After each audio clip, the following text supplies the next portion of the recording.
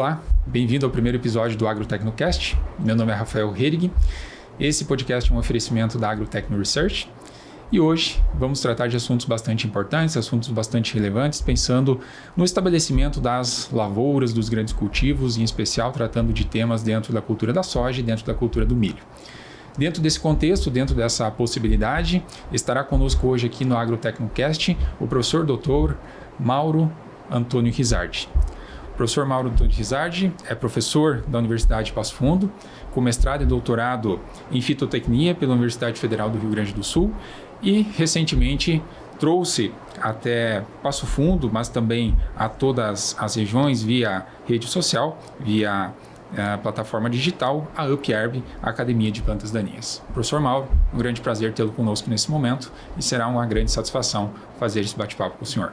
Rafael, eu que agradeço a oportunidade e desde já te parabenizo pela iniciativa.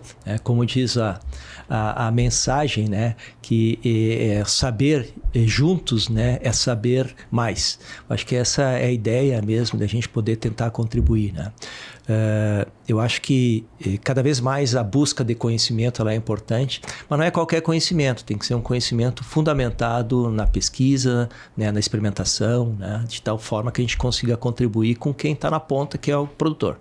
Não, que ótimo, professor. Obrigado pela oportunidade, obrigado pela possibilidade. Nosso propósito é fazer um bate-papo bastante transparente, bastante tranquilo. E diante desse contexto, eu gostaria de começar lhe perguntando em relação à sua relação com a parte de herbologia, com a ciência das plantas daninhas. Quanto tempo Mauro Rizardi e plantas daninhas convivem juntos dentro desse contexto? Bom, Rafael, eu poderia falar sobre o ponto de vista da formação profissional, mas eu tenho algumas passagens na área de plantas daninhas que é anterior mesmo a eu pensar em fazer agronomia. Eu, como filho de agricultor, nós tínhamos uma perspectiva de que no período de férias do colégio, a gente tinha que, de alguma maneira, ajudar o pai na propriedade. E, querendo ou não, terminar o mês de novembro, ia começar a trabalhar com a cultura da soja e tinha lá o momento exato de controlar a planta daninha, que na época se usava muito controle mecânico. Sim. Então, eu tenho manual, basicamente, ou arranquio de plantas ou mesmo capina manual. E eu tinha comigo aquela ideia, como é que eu poderia, tinha que ter alguma forma de diminuir o problema da planta daninha. Que não fosse aquele método de trabalho árduo, sol a sol, aquela coisa toda. E foi ficando aqui, na época se usava pouco herbicida. E aí eu resolvi fazer agronomia. E durante o curso de agronomia eu sempre gostei da área de plantas daninhas, na parte principalmente de taxonomia e identificação de plantas. E aí surgiu a oportunidade de eu fazer o meu mestrado. Meu mestrado foi na área não exatamente de plantas daninhas, foi de manejo de culturas. Mas nesse meio tempo, quando estava concluindo o mestrado, abri uma vaga na Universidade de Passo Fundo. Isso há quase 36 anos atrás. E eu vim para a universidade e comecei a trabalhar com culturas de lavoura e com plantas daninhas. E a partir daí, segui a área de ensino, pesquisa e transferência de tecnologia. Não, excelente, que bom. E parabéns pela jornada, pelo empenho, e tenho certeza que as contribuições são inúmeras e imensas dentro desse contexto. Pelo seu relato, professor, o senhor teve várias situações dentro da área do campo de plantas daninhas, acompanhou muitas transições e eu gostaria de falar de algumas transições, em especial dos anos 2000 para cá, e gostaria de entender a sua percepção, em especial os anos 2000, porque foi um momento importante dentro da área de proteção, em especial de plantas daninhas, com a vinda de algumas biotecnologias, e dentro desse contexto abriram-se algumas oportunidades, algumas situações. E, ao mesmo tempo, otimizou-se, podemos assim colocar, o manejo dessas plantas competidoras, em especial dentro da cultura da soja, no contexto soja. Então, o que o senhor enxerga e poderia compartilhar conosco de uma transição a partir dos anos 2000 e chegando agora nesse momento onde nos encontramos? Rafael, acho que a questão é muito de processo de adaptação das populações, tanto das populações dentro do contexto de espécies daninhas, quanto mesmo adaptação dentro da mesma espécie daninha. E nós temos momentos ao longo do tempo de surgimento de tecnologias. Então nós tivemos, antes dos anos 2000, nós tivemos na metade dos anos, final dos anos 80, né, o surgimento de herbicidas que revolucionaram o controle, principalmente dentro da soja. E isso gerou uma acomodação em certo momento e a solução do problema temporário. Sim. Só que também foi gerando seus problemas na medida que a gente vai repetindo a prática. Mas foi a partir dos anos 2000 que houve uma mudança no cenário mais significativa, que foi o surgimento das culturas geneticamente modificadas tolerantes ao herbicida, principalmente o herbicida mais utilizado hoje, que na época não era tanto assim, né, mas que era o glifosato.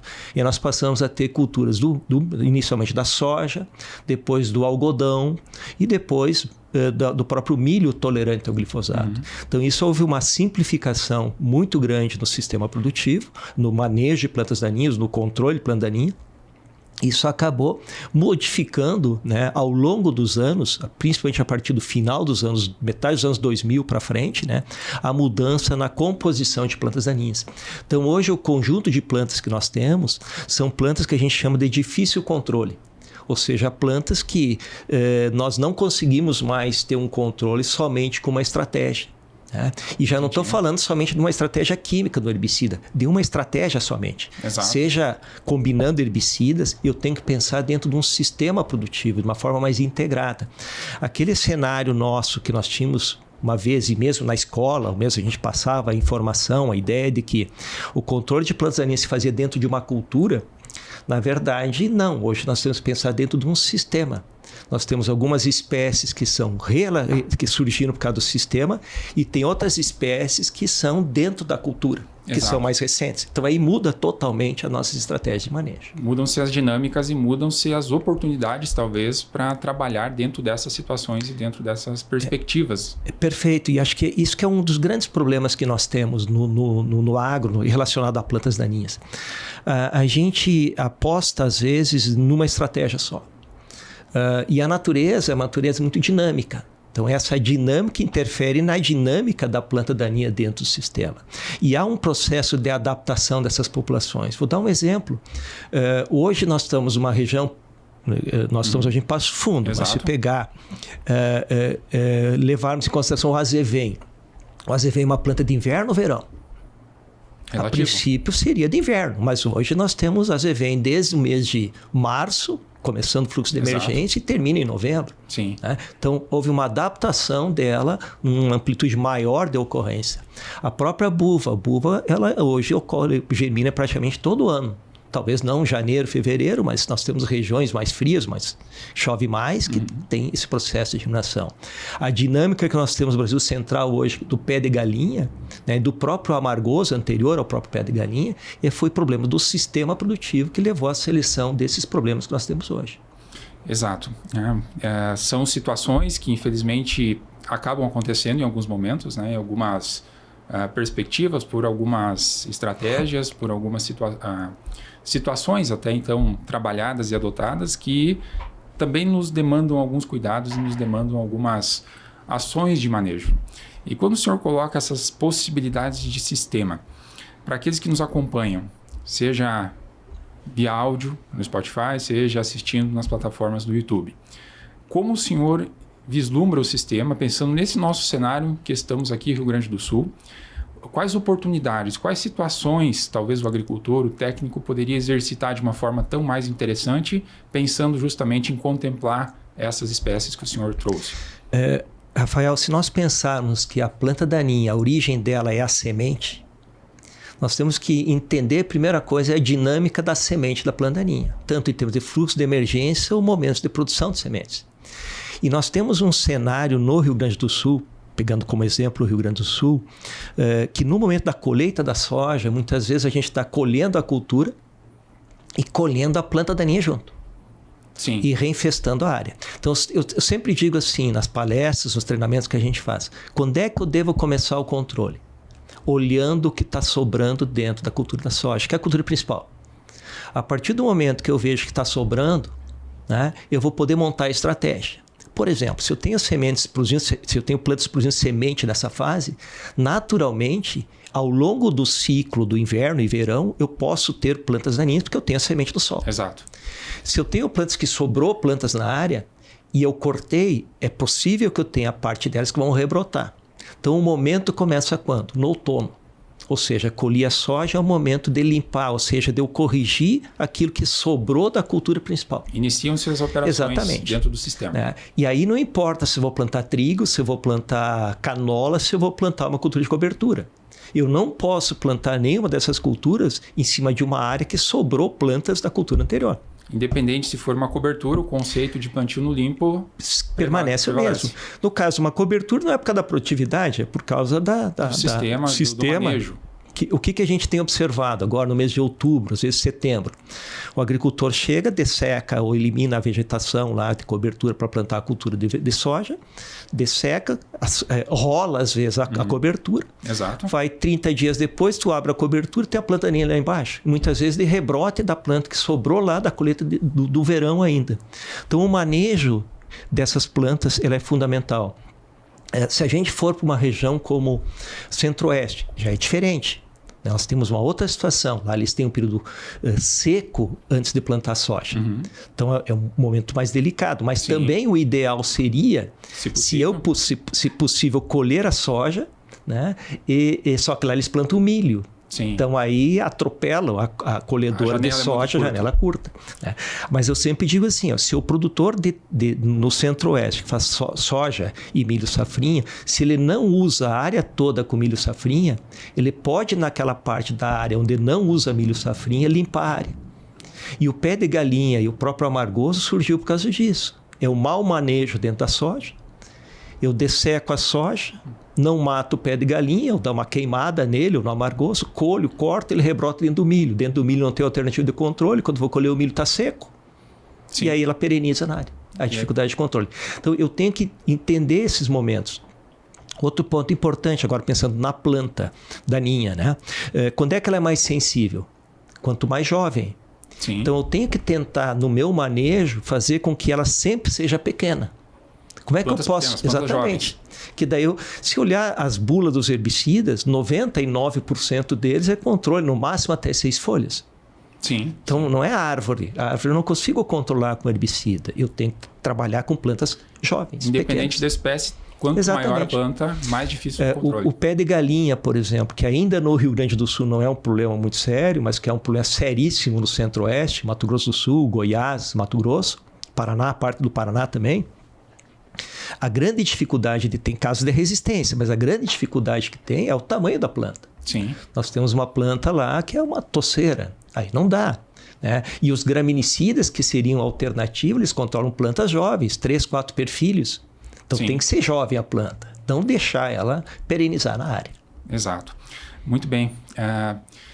Aproveitando esse momento, professor, o senhor trouxe algumas plantas daninhas em algumas situações, falou de algumas gramíneas, exemplo do amargoso, exemplo do próprio capim-pé de galinha. São situações aqui na região sul do Brasil, a gente encontra algumas situações mais pontuais, algumas situações tão mais delicadas, mas talvez a grande maioria dos problemas que a gente enfrenta no campo estejam associadas a algumas folhas largas. Num primeiro momento foi a buva, conseguimos em parte contornar essa problemática, e agora, se a gente fazer um recorte dos últimos 5 anos, talvez tenha sido o caruru que tomou uma proporção bastante grande e de norte a sul do estado, ou da região aqui como um todo, torna-se uma planta daninha de muito difícil controle, com várias situações de escape, com várias situações de intensa competição, em especial no cenário soja, dentro desse contexto. Como que o senhor enxerga essas situações e como que o senhor enxerga que no futuro próximo talvez a gente consiga contornar ou mitigar parte desses impactos? Bom, o caso do caruru é um caso bem emblemático já, né? Começou a infestação pelo sul do estado e se espalhou de uma velocidade muito rápida, por N razões que a gente pode até comentar ao longo da nossa conversa. Mas assim, em 2019... o primeiro caso que a gente observou aqui na região, né, a gente alertava, cuidado com as primeiras infestações.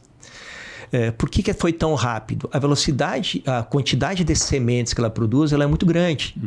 E essa elevada quantidade de sementes, ela vai fazendo com que cada vez mais o banco de sementes fica em maior quantidade. E o caruru, diferentemente da buva, o que ele tem como característica? O fluxo de germinação dele não é no período do inverno. O fluxo de emergência dele é no período de verão. Então, normalmente, esse ano até foi um pouquinho antes, mas normalmente é a partir final, metade de setembro adiante, ou seja, setembro, outubro, novembro, dezembro, é dentro da soja. Sim. Então, isso requer uma mudança novamente das estratégias de controle. Nas práticas culturais. Exatamente. Buva, por exemplo, é cobertura de inverno, uma boa dessecação, bom trabalho no inverno, tem muito pouca buva no verão.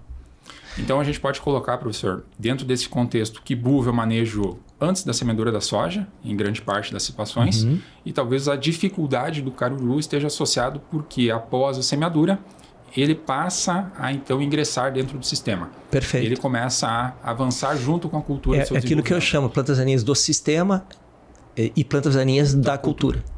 Embora o caruru possa, na metade sul do estado, ou regiões quentes, ser do sistema. E eu tenho que dessecar também ele lá, o rebrote dele pós-colheita da soja.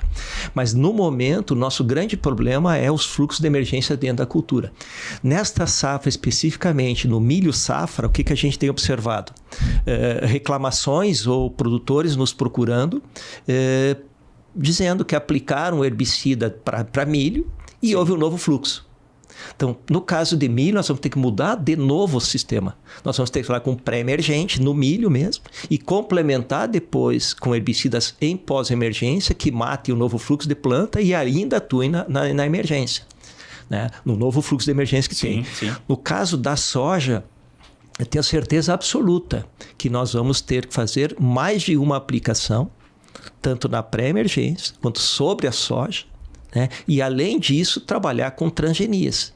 Mas só com as transgenias novas que virão não será suficiente para segurar o caruru, por causa da quantidade de sementes produzidas e porque o agricultor, às vezes, vê 2, 3 plantas e ele não dá bola, mas no outro ano são milhares de plantas que passam a ocorrer no sistema. A proporção ela cresce muito rápido, numa intensidade bastante elevada, e ao mesmo tempo a semente das plantas daninhas, em especial do caruru, tem uma viabilidade muito grande. E esse talvez seja um grande ponto de atenção, um grande ponto de cuidado. E um ponto assim, o caruru, falando com os produtores mais antigos, diz, mas essa planta existia, nós matávamos fácil. Sim, nós matávamos com os ALS. Né, os herbicidas que hoje os ALS não controlam em pós-emergência. Então nós não temos muita alternativa e isso torna difícil. E além disso, isso que você colocou, eu brinco sempre que se tiver uma planta que tem uma semente que tem elevada quantidade de emergência, o caruru germina 100%. Tudo que cai no solo germina. Seria uma espécie modelo, talvez, dentro desse contexto. Por outro lado, nós temos algumas características interessantes nessa espécie. Ela germina bem na superfície do solo. Exato. Então, e tem parte da população que é fotoblástica positiva, ou seja, precisa de luz. Tem uma tese de doutorado de Santa Maria, da Universidade Federal de Santa Maria, que mostra que tem populações que germinam no escuro. Então, a palha não funciona para essas populações, mas a palha funciona para as populações fotoblásticas positivas. Então, eu ter uma boa cobertura do solo já diminui pelo menos parte da população. Então, para essa espécie eu tenho que ir agregando estratégias. Uma outra estratégia importante que eu acho que dá para se pensar, principalmente nas fases iniciais de infestação, é eu tentar deixar a área que eu tenho caruru para semear por último, dentro da época recomendada e dentro da condição do agricultor. Por que semear por último? Porque aquelas primeiras que emergirem, eu consigo, com os herbicidas de dessecação, que tem mais alternativas, fazer o controle. Exato. Né? Então aí eu tiro aquele primeiro fluxo. O novo fluxo que vem, eu vai ter o pré-emergente, depois as demais estratégias de manejo. Então, à medida que essa alternativa surge e essa prática de manejo passe a ser empregada, você consegue diminuir, de certa forma, a competição inicial e consegue otimizar, talvez, aquela situação de menor pressão. Perfeito, mas veja bem que é uma mudança de postura. Vamos pegar o que os Estados Unidos fazem. Acho que a principal planta daninha deles é o caruru gigante, que não é a espécie que nós temos aqui no Rio Grande do Sul, é a espécie que apareceu lá em 2 municípios do Mato Grosso, Itapurá e Piranga do Norte. Agora tem uma terceira município lá e mais uma no Mato Grosso do Sul. Mas essa espécie lá, o que eles fazem? Lá é um pouquinho diferente o sistema, eles têm plantio convencional. Sim. Então, o revolvimento do solo já tira um pouco daquela semente. Daí eles plantam, lá o pré-emergente é planta e aplique. Né? A soja está com 30 dias, eles aplicam herbicida sobre a soja, que tem ação pré-emergência, que dá fito na soja, mas a desaceita. É inevitável. E depois vem com os usos dos herbicidas seletivos, no caso das transgenias. Então, é uma mudança que nós vamos passar logo por isso. Vamos precisar, talvez, nos adaptar a uma situação um pouquinho diferente para conseguir também nos adequar a essa particularidade biológica da espécie como um todo. E vamos agora ampliar o espectro aí, né? Eu tenho, por exemplo, uma planta de sistema e tenho uma planta de cultura. Então, e ao mesmo tempo competindo com a cultura principal, exatamente, que é a cultura da soja. Né? Então, aí a gente tem que tomar cuidado, porque o que acontece? A gente já está observando esse ano, observando essa safra, a pessoa dá uma certa relaxada na dessecação, achando que a buva está parada. Nós vamos ver agora, no mês de fevereiro, março, lavouras de soja aqui na região com alta intensidade de buva, por falta do cuidado ou relevo, como não se viu muita buva até agora, né? O pessoal não investiu tanto e vai investir no caruru e nem sempre vai conseguir pegar outra planta. E às vezes não vai ter aquele espectro tão almejado, aquelas possibilidades tão almejadas, e alguma delas, infelizmente, vai ficar fora do contexto, né? Ficar fora dessa possibilidade e acaba tendo esse escape. Mas o senhor trouxe um ponto bastante importante, um ponto bastante relevante, onde a gente observou uma mudança também nesses últimos anos, em especial quanto à sua utilização.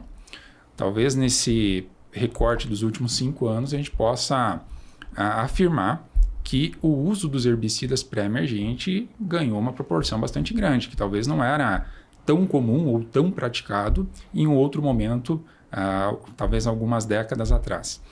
Diante desse contexto, o senhor entende também que a presença dessas duas espécies, mas em especial a presença de caruru, foi o elemento que mais otimizou, que mais tracionou a utilização desses pré-emergentes? Tem um ditado que diz assim, ou é no amor ou é na dor, né? Então, a adoção da tecnologia, e no caso do herbicida, é na dor. Do pré-emergente é na dor. É na dor. Vamos sair um pouquinho da soja e ir para trigo. Hoje, quem quiser produzir trigo no sul do Brasil com menos azevém, necessariamente tem que colocar um pré-emergente. Deixa de ser uma opção, passa a ser uma necessidade. E quem está trazendo ou trouxe esse crescimento na utilização do pré-emergente em soja foi o caruru. Quem vai trazer o crescimento de pré-emergente em milho será provavelmente o pé de galinha, o próprio amargoso em algumas regiões. Então, a necessidade vai fazer com que se use, porque você não tem muita alternativa em pós. O agricultor, e até certo ponto ele tem razão, ele dá preferência ou prefere utilizar herbicidas que ele consiga enxergar a planta morrer. Ele gosta de ver a situação, ver a infestação e ver se funciona ou não, né? E o pré-emergente não dá isso. Né? E o pré-emergente ele é mais complexo, tem uma questão de interação com o ambiente, tudo. Sim. Mas necessariamente a grande razão do crescimento foi esse. Para a gente ter uma ideia assim, ó, os números às vezes eles são controversos, depende da fonte de pesquisa. Mas o Rio Grande do Sul, até 4 anos atrás, ele não passava de 30% da área de pré-emergente. Hoje nós estamos próximos a 50%, tem um dado que é 52%, outro 47%, sim, então estamos próximos a 50%. Exatamente. Mas se eu pegar, por exemplo, o estado de Goiás, 80% da área já é pré-emergente. Porque convive com esse problema há muito mais tempo. E um sistema produtivo diferente também. E aí a gente tem a questão dos sistemas produtivos. Se a gente pegar qual é a região que menos usa pré-emergente no estado, aqui usa mais pré-emergente metade sul, que é onde começou primeiro o caruru e é onde tem o produtor de arroz que é acostumado a usar pré-emergente. Onde já era uma cultura onde isso se praticava. Já está habituado a isso, né? Quando eu vou para a região divisa com a Argentina, Missões, aquela região lá mais, em direção a Santa Rosa, aquela região, praticamente não se usa pré. Porque o sistema lá é diferente. Lá eles plantam milho, colhem o milho e plantam soja. Então a soja passa a ser a segunda cultura. E aí quando eles colhem o milho, tem muita palha, ele acha que não funciona, não põe o pré. Então, é muito...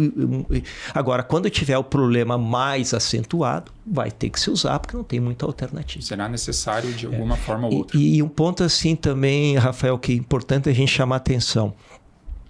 Nós temos novas transgenias no mercado já e virão outras. E eu, desde o primeiro momento que eu comecei a trabalhar com as novas transgenias, antes mesmo elas entrarem no mercado, eu alertava, eu chamava a atenção. Olha, não apostem somente na nova transgenia. Uma nova transgenia, ela vai te solucionar temporariamente em níveis baixos de infestação do solo. Em níveis altos, eu preciso de um pré-emergente para tirar aquele primeiro fluxo. Senão, quantas aplicações eu tenho que fazer nessa nova transgenia do herbicida em pós-emergência? Então, eu preciso do pré para tirar 20 e poucos dias de atraso da emergência e depois eu vir trabalhar com os demais herbicidas. Então, dentro desse contexto, professor, que a gente se encontra, nesse momento, hoje... Estamos na primeira semana do mês de novembro, muitas lavouras sendo estabelecidas dentro desse nosso momento, dentro dessa nossa janela. A utilização do pré-emergente seria uma primeira dica que não poderia faltar quando a gente pensa em um bom manejo de plantas daninhas na cultura da soja. Em especial, uma boa dessecação, começando muito bem no limpo e posteriormente combiná-lo a um bom pré-emergente a depender da população que ali exista.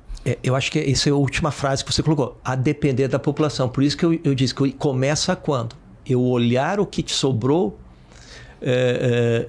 na colheita da soja. No ciclo anterior. Então, quando me pergunto, professor, usa qual pré-emergente? Bom, o que tu tem na área? O que tu tinha na área? Né? E tem situações assim, por exemplo, agora colheu o trigo. Não tem nada de planta daninha, não tem nada de emergente, não vou botar nada. Eu preciso, o que tu tinhas no ano anterior? Eu tinha caruru, põe pré-emergente. Onde tem caruru, tinha caruru no ano anterior, não tem como abrir mão do pré-emergente. Às vezes a questão de algum estímulo ambiental para que aquela população retome o seu desenvolvimento. Onde eu tinha histórico de buva antes, tem que botar um pré-emergente. Não precisa ser o mesmo que eu usaria para caruru, mas tem que botar um pré-emergente. Para combinar essa possibilidade. Porque eu não tenho alternativa depois em pós para controlar. Essa é a grande questão. Se eu perder o uso do pré-emergente, eu não tenho alternativas. Sim. Até poderia, no caso... Algumas usar algumas, mas elas são restritas a tamanho de planta, tem que fazer 2, 3 aplicações. Existem alguns riscos de seletividade para a cultura. Que é hoje que está acontecendo com o milho. Né? O agricultor plantou milho e não deu bola para o caruru que ele tinha. E aí o que aconteceu? Usou a atrazina lá, doses altas e teve um novo fluxo. Se ele tivesse dividido a alternativa, ou botado uma pré e depois complementado com o produto em pós, ele não teria essas infestações que teve. E agora não tem mais o que fazer, né? Sim, porque são momentos também, né? Exato, são situações exatamente. particulares. Às vezes, trabalhar num cenário de um teto máximo de dose, de possibilidade, ele te resguarda, mas até um determinado momento, né? Então, Exato. sempre ações complementares e associadas. Tem uma prática hoje que cada vez mais... está se adotando, sempre se adotou ela, mas que é a mistura de herbicidas. Mas hoje tem processos importantes na mistura. Eu adicionar ativos diferentes complementares é importante. Então, muitas vezes o pessoal quer aumentar a dose. Às vezes não vale a pena aumentar a dose. Trabalha numa combinação, se der efeito sinérgico, melhor ainda, que aí você vai poder diminuir a fitotoxicidade na cultura e melhorar o controle. E otimiza o processo Otimiza o processo como todo. Se a gente olha, talvez, o cenário que hoje estamos passando por essas duas plantas daninhas, buva e caruru, e se a gente faz um retrospecto em relação ao passado, seria algo próximo do que passamos em relação ao próprio picão, em relação ao próprio leiteiro, em outro momento da agricultura? O contraste ele fica próximo? Poderíamos fazer essa analogia? Sim, o princípio é o mesmo. Quando nós tínhamos uma bela ferramenta, nós usamos ela frequentemente, selecionamos picão, leiteiro inicialmente resistente, aqueles produtos que eram muito bons para eles, que eram os ALS. Então, sim. Com certeza. E uma coisa assim, importante que a gente chama a atenção, a buva hoje, querendo ou não, o agricultor já aprendeu a trabalhar. O caruru está aprendendo a trabalhar. Então, talvez daqui 1 ou 2 anos ele já aprenda a trabalhar o caruru, vai surgir outra planta, mas de qualquer maneira a gente tem que trabalhar com isso. E aí um ponto, Rafael, que eu sempre chamo a atenção, que a gente deve cada vez mais é diversificar as práticas. Né? Eu tenho muito medo de que possa surgir, de repente, aquela ideia de uma solução mágica, ou solução única. Toda solução única ela é temporária. Então, o que nós temos hoje, por exemplo, para buva. Buva, o melhor herbicida para buva é a palha. O bom trabalho no inverno, não é o herbicida. Pela então, característica exato. O caruru, se eu começar diminuindo o banco de sementes, cuidar muito do processo de disseminação, coisas básicas, limpar a colhedora. Quem é que limpa a colhedora? São poucas pouquíssimas as operações que exatamente. E isso eu estou espalhando cada vez mais o caruru no sistema. Então eu tenho que montar estratégias que não sejam necessariamente somente químicas. Porque vamos pegar um outro paralelo, e esse ano mais do que nunca, o custo da produção aumentou bastante. Sem dúvida. E os herbicidas passaram a ser um componente oneroso do processo. Oneroso. Alguns anos atrás já não era mais. Agora, de novo, se tornou oneroso. Sim. E isso a gente tem que também olhar. E aí, além disso, tem a quantidade de produtos que a gente pode estar trabalhando que talvez pudéssemos diminuir se nós trabalhássemos com um sistema mais integrado. E um ponto importante também da gente chamar a atenção é que principalmente o pessoal que trabalha com as consultorias, com assistência técnica, é olhar um pouquinho o porquê que um produtor tem mais problema, outro tem menos problema para daninho. Compartilhar essas informações. Compartilhar. Experiências. E nós temos um defeito. Né? A gente, quando vai dar um treinamento, a gente não fala coisa boa, a gente fala coisa ruim. Traz os problemas na maior parte das vezes. Traz os problemas, não fala o melhor, aquele produtor que fez o melhor exemplo, melhor manejo, melhor situação. A gente traz o ruim. Sim, né? sim. E a gente tem muito produtor que consegue conviver com a planta daninha, né? E com custos baixos de controle, mas trabalhando do sistema, o manejo ao longo do sistema como um todo. A gente falou bastante das plantas daninhas, professor, e seria interessante se a gente talvez pudesse trazer um número. O quanto essas plantas daninhas efetivamente elas competem com a cultura da soja? Qual que é o grau de interferência que elas têm a capacidade de comprometer a cultura de interesse, nesse caso, a oleaginosa soja, né? Eu vou te dar dois exemplos assim importantes e algumas situações também. A gente sabe que a infestação, dependendo da espécie, a gente não consegue quantificar às vezes infestações mistas, mas a gente tem resultados, por exemplo, de buva, resultados que a gente conduziu aqui na universidade. Uma planta de buva por metro quadrado que sobra da dessecação, ela pode reduzir a produtividade de 4 a 12%. 4 a 12%? Quase a 12%. Uma buva por metro quadrado. É óbvio que não é infestação total, mas onde tem, uma planta de buva reduz 4 a 12%. Se eu pegar o caruru, 3 plantas, o caruru é menos competitivo que buva, essa buva que sobrou da dessecação. Menos problemático. Menos problemático, mas ao mesmo tempo tem maior quantidade na área. Então, vamos pegar, exatamente, 3 plantas por metro quadrado, e nós pegamos 2 anos seguidos, anos de chuva e anos de seca, deu 15% de perda em produtividade. 3 plantas por metro quadrado, redução em produtividade. Se pegar o amargoso, 2 a 4 plantas por hectare, em torno de 22%, 24% redução em produtividade. Ou seja, é extremamente competitiva. Mas tem um outro dado que às vezes me preocupa mais. Aquele produtor que não faz o controle em pós-emergência na época adequada, mesmo ele fazendo o controle, sendo eficiente o controle da planta, ele pode estar perdendo produtividade. Então tem um dado que diz que nós deixamos de colher de 5 a 10% na produtividade da soja por fazer o controle do estágio V2 para frente.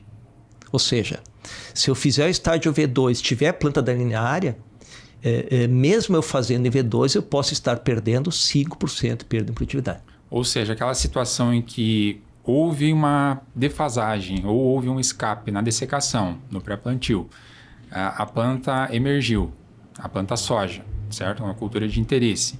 E dentro desse contexto, aquela planta conviveu por um determinado período, um período curto. O senhor está falando de V2, a gente está falando de poucas semanas. Poucos dias, na verdade, dentro desse contexto.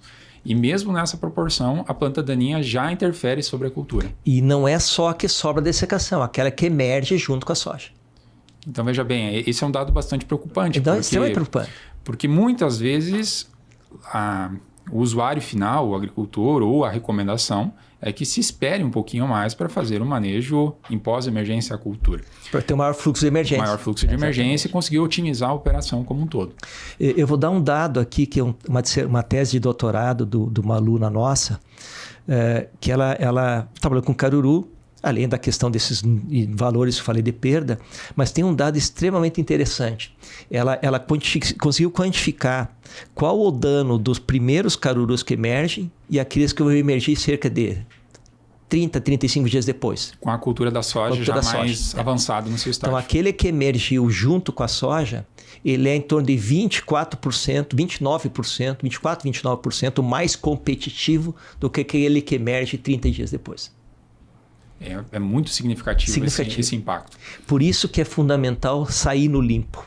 Se você sai no limpo, né, vamos pensar assim, o agricultor, para ele não precisar aplicar tão cedo o herbicida em V2, V3, ele tem que atrasar o fluxo de emergência. Basicamente isso. Tem que retardar o processo ao máximo possível. Exatamente. Se ele atrasou a emergência, bom, aí ele pode aplicar em qualquer estágio que vier a planta, mas ele tem que atrasar esse fluxo. A cultura tem que se estabelecer no limpo.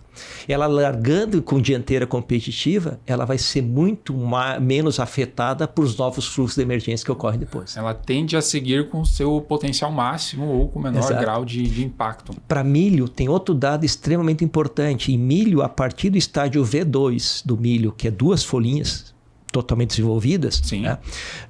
A cada dia de atraso do controle, eu estou perdendo cerca de 100 quilos por hectare de milho. Ou seja, se eu deixei para o estágio V2 para o V4, que dá mais ou menos aí 8, 9 dias, eu estou deixando de colher 900 quilos por hectare de milho, por mato competição. Por mato competição. E veja bem, às vezes dentro do processo de construção da produtividade, podemos assim colocar, é muito difícil a gente conseguir otimizar 900 quilos sobre a cultura. Perfeito. Mas do outro lado, né, à medida que você tem essas competições ou essas interferências, você passa a ter um competidor que rapidamente consegue, vamos colocar assim, entre aspas, e adaptado às condições de ambiente, né? Muito mais agressivo também. Exatamente. Né? Só que a gente não enxerga isso. Né? Eu sempre faço uma relação com praga ou mesmo com doenças. Né? Se o agricultor vê uma lagarta comendo a soja, ele vai se preocupar com a lagarta e não com a planta daninha que está do lado. Porque ele vê o dano no foliar, né? Sim, sim. Então a planta daninha ele deixa por último. Então, vem mais planta, controla. E acontece dois problemas, que é esse que a gente está falando agora da mato competição, e outra é escapar do estágio ideal do herbicida. Sim, e consequentemente interferindo na eficiência. Exatamente. Daí as primeiras que emergem vão estar fora de estágio, aplica o herbicida, vai sobrar, vai controlar menos, e aí começa os escapes dentro do processo, dentro dessa... Esse é os cuidados que a gente tem que tomar. Então, é um conjunto de cuidados que a gente tem que tomar. Agora, vamos nos colocar no lado do produtor.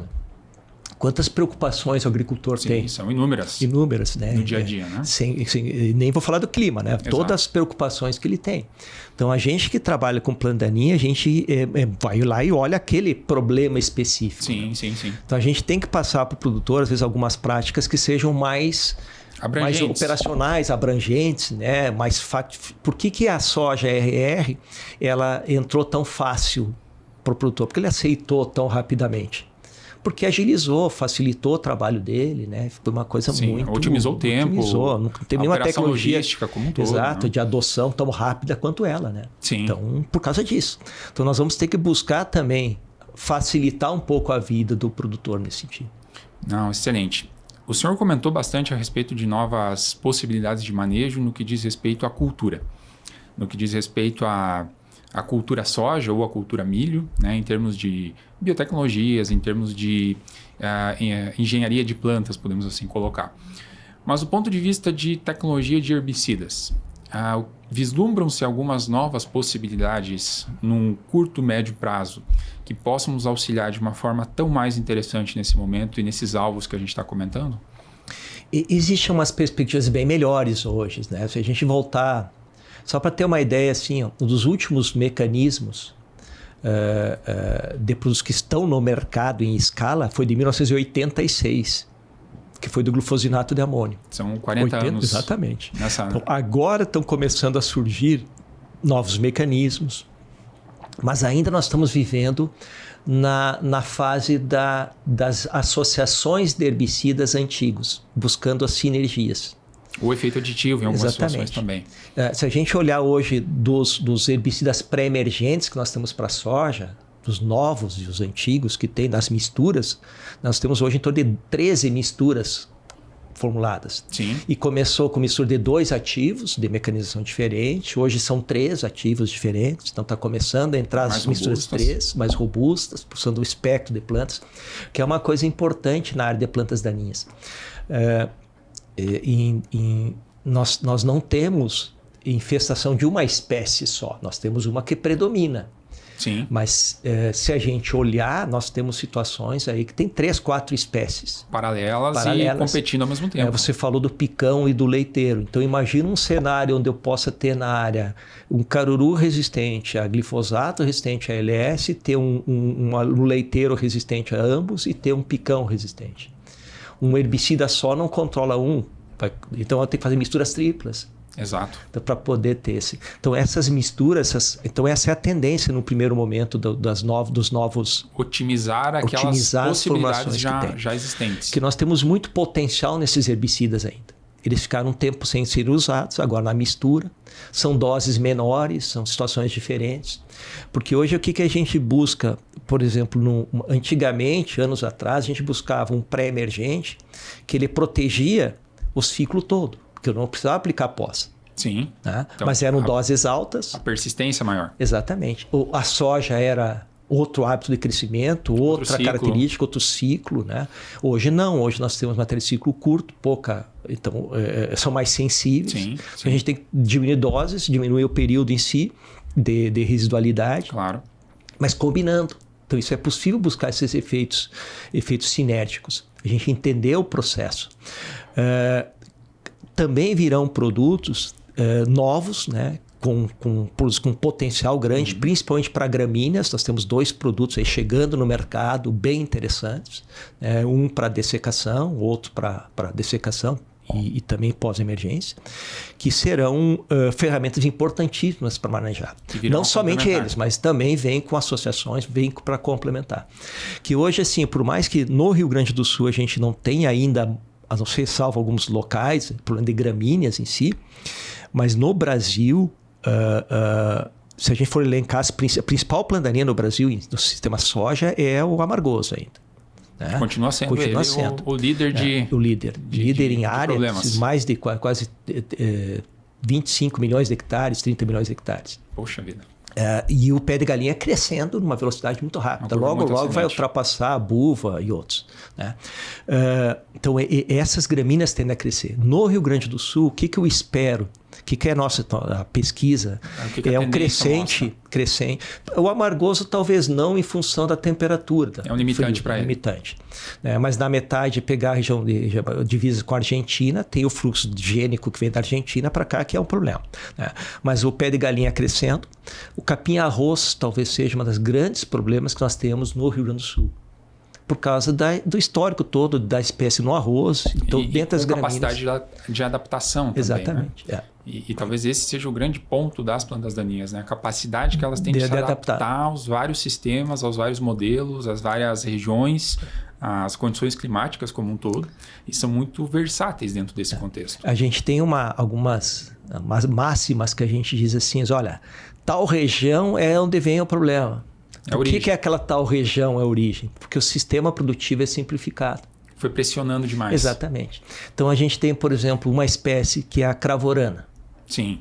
A cravorana é típica de agricultor que não faz cultura de inverno. Quem não faz cultura de inverno necessariamente vai selecionar esse tipo de planta. Aquela área que fica em pousio, exatamente, a planta se sobressai perante as demais. E aí ela vai sobrando, vai perenizando a área, aumentando semente, aumentando bancos e por diante. E dentro dessa perspectiva que o senhor coloca, o senhor vê alguma outra planta daninha em especial dentro do nosso modelo que possa ocupar um espaço muito grande ou uma preocupação nesse curto, médio prazo? Aí pensando não no cenário de pé de galinha, não no cenário de amargoso, deixando de lado o caruru, deixando de lado a própria buva. Existe algum candidato que a gente precisa estar muito bem atento dentro do nosso monitoramento, o agricultor dentro da lavoura dele? Nós temos algumas espécies que são regionalizadas, algumas delas, mas elas estão num crescente. A trapoeraba é uma espécie que está, se eu não me engano, é a 4ª, 5ª mais importante hoje no Brasil. No Brasil. No Brasil. No Rio Grande do Sul tem a aumentar nas áreas de milho irrigado. não tem sobrado nessas áreas de milho e tem sido um problema. Mas uma família de plantas que nós vamos ter que abrir o olho são as rubiáceas.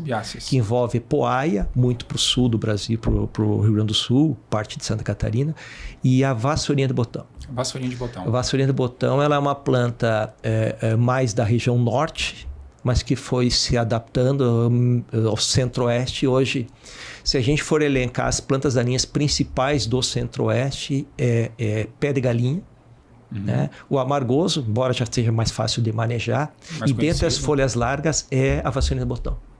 Ela predomina perante as demais. Em relação a caruru, a buva é muito pouco problema para eles, é muito pontual, né? Mas a vassourinha de botão é um grande problema. É uma espécie que talvez para nós ela vai ser menos problema por causa do inverno nosso que é mais chuvoso. Então eu consigo, e o manejo outonal, eu consigo eliminar. Agora, o mesmo exercício que eu fiz lá para o pé de galinha, no caso do Mato Grosso, acontece com a vassourinha de botão. Ela sobra na soja, dentro do milho ela pereniza, e quando eu vou colher o milho, secou, ela parece que morreu. Mas a primeira chuva que dá, ela rebrota. Ela retoma o desenvolvimento. E aí retoma o desenvolvimento. É uma planta que tem uma resiliência muito grande, uma dificuldade grande de controle. Então, essas são espécies importantes aí que a gente, com certeza, vai ter um cenário difícil. E que, ao mesmo tempo, precisa ficar dentro de um planejamento, de um monitoramento como Exato. Todo. E tem aí uma outra muito regional, muito pontual, que é o capim-anone. Sim. Capim-anone, ele é uma planta introduzida, né? Como boa parte delas, mas ela foi se adaptando a diferentes regiões. E hoje tem parte do Rio Grande do Sul que tem uma dificuldade muito grande de controle, inclusive com um grupo de pesquisa trabalhando já para identificar se é resistência ao glifosato ou não. Algumas e tem poucas pontuais. Alternativas, mas muito pontual isso ainda, né? Certo. Então, é uma gama de espécies e que necessariamente precisamos estar atentos a elas. E a volta volta do passado, né? Que é o leiteiro, que aumentou nos 3 últimos anos, principalmente no Rio Grande do Sul e Santa Catarina, em função do estresse hídrico, né, que aconteceu. Aí.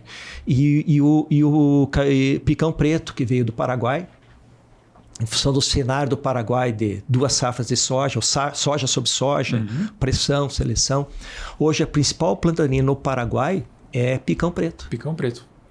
Olha que contraste, né, que a gente vive a depender da região. E está chegando, já chegou no Paraná e logo se espalha, né, rapidinho. Então a tendência, infelizmente, né, nesses próximos momentos, nesses próximos ciclos, é de um cenário tão mais preocupante que acende alguns alertas importantes para que a gente consiga contornar toda essa problemática. E a gente pode ir agora para o inverno, né? Exato. Inverno nós temos o trigo, né? Onde o azevém hoje continua sendo um problema. Continua cada vez mais difícil o problema, talvez com esses novos graminicidas. Com certeza os novos graminicidas vão nos ajudar, mas por enquanto ainda não temos ferramentas, né? Dentro do trigo, seletivas não temos perspectiva curto prazo. Né? Temos um crescente, aí, principalmente no Paraná, do ráfaros nabo resistente aos ALS com dificuldade de controle com 2,4-D. Né?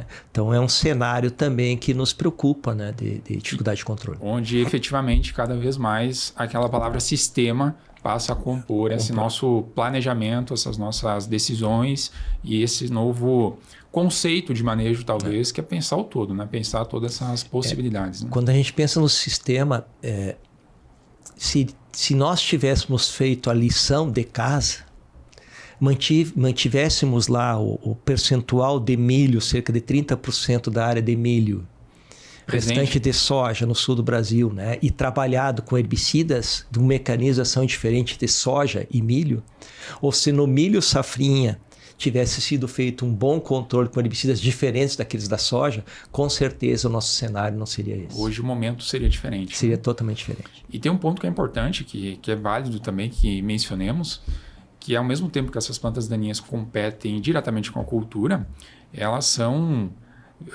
ponte para várias pragas, para várias doenças, para nematóides. Então, ao mesmo tempo, elas competem de outras formas ou ajudam a multiplicar outras populações dentro desse contexto. Então, em inúmeras ocasiões, elas servem de abrigo para que esses outros problemas ou essas outras limitações que a gente tem nas culturas também passam por elas, né? Ou perduram entre elas. Né? Eu vou te dar um exemplo do milho, né?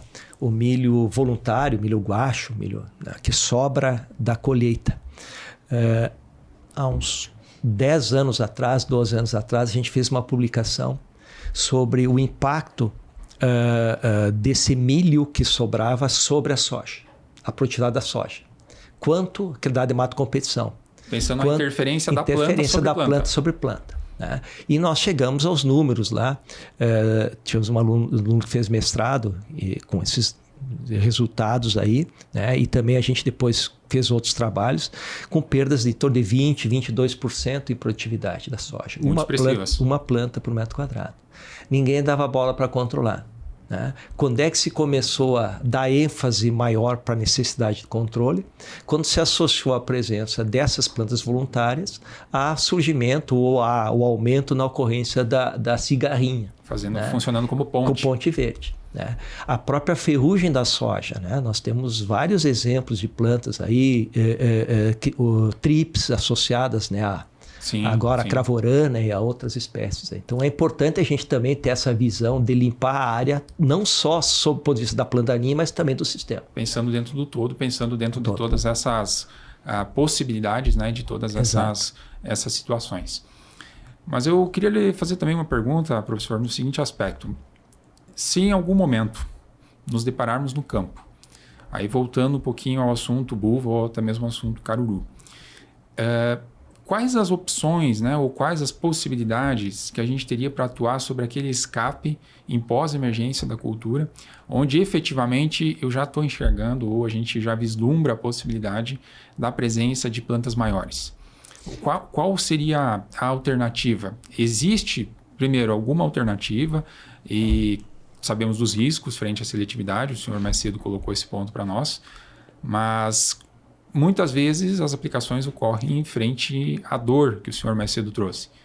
Essas aplicações tecnicamente são viáveis? É importante executá-las? E o que o senhor enxerga desse contexto como um todo? Vamos pensar assim, no próprio pegar o caruru inicialmente, né? Se sobrou uma planta, se sobrou plantas de caruru dentro da soja, eu só tenho uma alternativa. Vamos esquecer as transgenias, só tenho uma alternativa, tá? Que é o Fomesafen. É o que resta. É o que resta. Mas ele só controla plantas com 2, 3 folhinhas. Plantas pequenas. Plantas pequenas. Se eu aplicar em plantas maiores, o que vai acontecer? Ele vai desfolhar um pouco, ela vai rebrotar. Não vai controlar. Efeito paliativo. Exatamente. Se eu fizer combinações com os herbicidas, eu não vou melhorar a função de controle. Então eu não tenho mais o que fazer. Não tem alternativas. Né? Por isso que a gente diz, onde tem problema, eu já tenho que pensar no pré-emergente e quem sabe numa transgenia já. Associar para ter alternativa. Né? Vamos pensar assim, se eu botar uma soja que não tenha características de tolerância a herbicidas que ajudam no caruru, eu tenho só uma ferramenta, que é o Fomesafen. Se eu semear uma cultura uma cultivar que tenha transgenias auxínicos, por exemplo, eu já tenho 2 alternativas. Aumenta o leque. Aumentam as opções. E se eu tiver com transgenias auxínicos e também ao glufosinato de amônio, eu tenho 3 alternativas. Se eu associar o pré-emergente, eu tenho 4. Aí me dá um leque maior.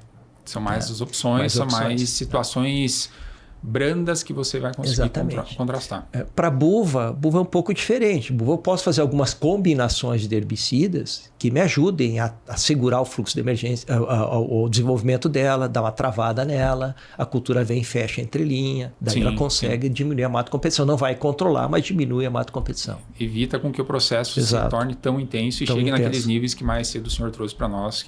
Então a questão é de alternativas. Como é que funcionava antes com o caruru? Eu tinha os produtos pós-emergentes. Se a gente elencar os produtos pós-emergentes registrados para a soja, os que eram eficientes eram os ALS. Sim, né? Sim. Em outro momento, né? Exatamente, em outra situação. Né? Hoje já não entregam mais controle. Então são perspectivas e arranjos, né, que fazem ser necessário. E aí cada vez mais a gente entende o aspecto e a necessidade de conhecer a fundo a propriedade, conhecer a fundo o talhão, aquela macro região como um todo, para que se consiga otimizar. E o manejo de plantas daninhas também é uma força-tarefa pensando a nível macro.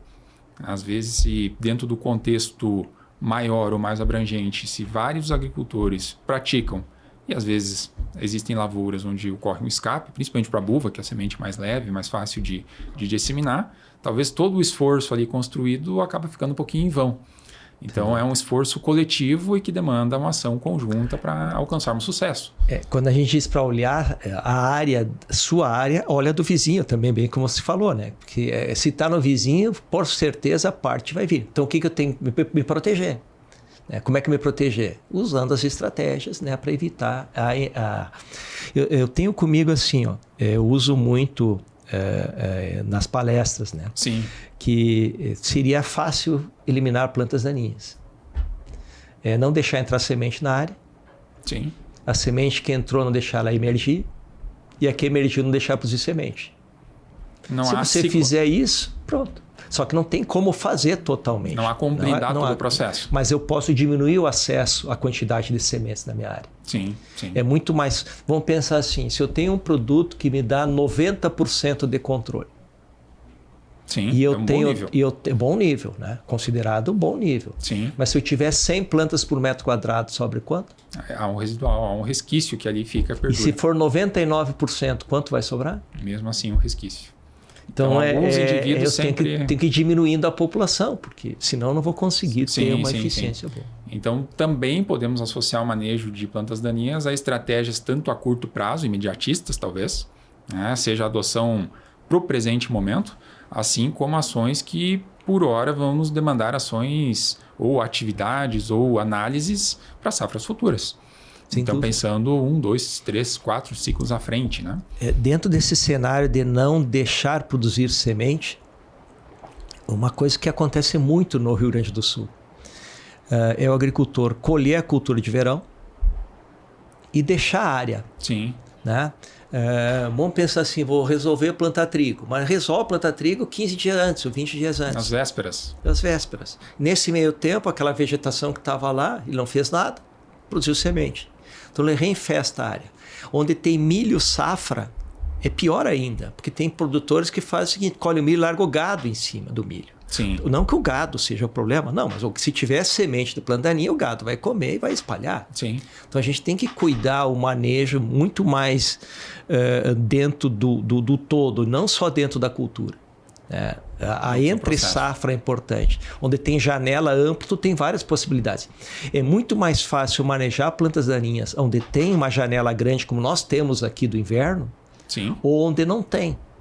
Se eu pegar hoje num cenário de centro-oeste, onde eu tenho uma agricultura intensiva, começa a chover em setembro, planto em setembro, e vou logo em seguida, lá em dezembro, janeiro, plantar o milho, e colher esse milho lá em maio, e depois seca, eu não tenho muita alternativa fora da cultura. Não restam momentos janelas, hábeis para que isso possa acontecer. Então, essa é a dificuldade que se tem, né? Então, nós aqui, pensando no sul Brasil, existem lacunas que talvez a gente pode otimizar e pode contemplar, então, para conseguir avançar. E dentro dessas lacunas aí, principalmente, Rafael, associada às coberturas, a cobrir o solo. Esses mix de coberturas, eles são muito bons. Eu acho que é uma belíssima ferramenta. Claro que a gente tem que tomar cuidado, a origem e tal, mas eles geram palha. Sim. Então, esse gerar palha, além de todos os benefícios de solo, ele também diminui significativamente a presença da planta daninha. Claro. Então, é aí que nós vamos, se não vencer a batalha, que a gente vai conseguir enfrentar essa evolução das espécies. Ficar em níveis tão mais equivalentes, exatamente, quem sabe, para conseguir contrastar. Para a diversidade, tem que trabalhar com a diversidade de manejo, senão não tem como. Quanto mais indivíduos ali presentes, a tendência é que não haja o destaque ou a predominância de apenas um, e consequentemente eles passam a otimizar esse processo. Professor Mauro, o senhor, ao longo da sua fala, da sua explanação, trouxe várias situações, né, e vários pontos muito importantes, relevantes, visando o manejo como um todo dessas plantas daninhas frente a várias espécies ali presentes, as várias situações, aos vários ambientes. Alguns pontos importantes, né, a palavra sistema se fez muito presente, a questão de tecnologia, seja da parte dos herbicidas, seja a parte de cultivos, né, a vinda, né, de novas possibilidades. O senhor trouxe também a a adoção de algumas práticas, talvez um pouquinho diferentes dentro desse contexto. E tudo isso, sem dúvida, engrandece e vai colaborar muito no campo como um todo, né? O usuário, a quem escutar esse episódio, a quem nos acompanhar lá no YouTube, escutar via Spotify. Então, tenho certeza que foi um momento, né, de muitas trocas de experiências, né, de muitas análises e principalmente à medida que o senhor trouxe esses números, né, para compor essa nossa discussão dos impactos das plantas daninhas, e particularmente um número que para mim impactou bastante foi que mesmo uma planta que emerja junto à cultura e a soja, ou até mesmo o milho, no estágio inicial, já pode ser impactado, já pode ser influenciado, né, de forma negativa frente a esse contexto. Nesse momento eu gostaria também de perguntar para o senhor, em termos de uma mensagem final, né, em termos de um recado assim, que a gente pudesse deixar, né, para todos aqueles que nos acompanham. Qual seria, né, uma perspectiva, qual seria uma reflexão talvez, né, que o senhor gostaria de trazer para esse momento para que a gente pudesse fazer essa análise? Eu acho que a mensagem assim, que eu poderia deixar é que tudo que eu fizer em benefício da cultura prejudicará a planta daninha. Ou seja, se eu investir numa boa palhada que vai beneficiar a cultura, vai prejudicar a planta daninha. Estabelecer ela no limpo vai favorecer a cultura, né? Uma boa adubação, uma boa plantabilidade, uniformidade. A gente tem que lembrar que a planta daninha ela é oportunista. Ela se aproveita daquelas brechas, vamos colocar assim, na área. Ou seja, aonde eu não cobrir o solo, aonde eu não tiver cultura, ela vai se estabelecer. Então, eu tenho que beneficiar a cultura. Se eu der uma boa condição de adubação para essa cultura, se eu der uma boa condição desde o processo de escolha da semente, vigor, germinação, lembrem do seguinte, quem primeiro se estabelece leva vantagem. Então, se eu colocar uma semente com vigor baixo, necessariamente a planta daninha vai se sobrepor. Então, o vigor da semente ela é importante. Então, coisas básicas que a gente tem que considerar. Não é pensar no herbicida. O herbicida é uma ferramenta, não é a solução. Ela tem que ser vista, o manejo de uma forma mais integrada.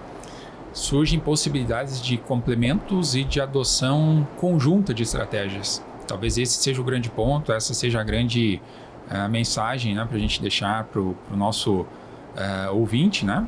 E dentro desse contexto, entender principalmente o seu universo. Às vezes o problema local ou o problema das áreas como um todo dentro de uma fazenda são diferentes e talvez adequá-lo a essa situação. Não fazer um manejo único em área total. Perfeito. E aí dentro desse manejo, se ele tem uma certa insegurança naquele manejo, ou vai estar testando uma nova tecnologia, não teste em área total, teste numa parte da área. Começa a observar, começa a olhar, entender o processo, para daí ele tirar o máximo possível daquela tecnologia, daquela informação que ele vai, ou aquele processo que ele vai colocar na propriedade.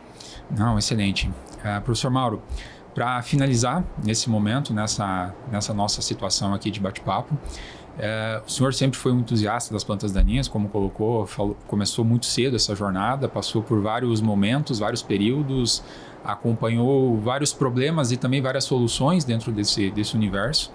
E recentemente o senhor então trouxe a UpHerb como uma academia das plantas daninhas. Também gostaria que o senhor colocasse para aquela pessoa que está nos acompanhando o que trata-se a UpHerb, do que ela é constituída e qual o propósito principal da Academia de Plantas Daninhas. Na verdade, a UpHerb ela surgiu como uma forma de eu abrir o meu computador. Ou seja, eu tinha um monte de informações no meu computador e em algum momento eu pensei assim, poxa, se ninguém seguir o meu caminho, quem é que vai abrir o meu computador para olhar o que tem dentro? Né? Sim. Ou seja, o conhecimento que eu tinha, eu queria transmitir para outras pessoas. Então foi a partir da UpHerb que a ideia de criar a UpHerb foi nesse sentido, de criar um espaço onde pudesse disponibilizar gratuitamente as informações relacionadas a plantas daninhas. E deu certo, uma ideia que começou simples, mas que ela cresceu e hoje a gente oferece cursos, oferece treinamentos, né, para também, e além das publicações, né, nas redes sociais, como uma forma de estimular né, a busca da informação. Eu sempre digo que quando eu comecei a dar aula, os meus alunos tinham na faixa de 17, 20 anos e eu tinha 24 anos.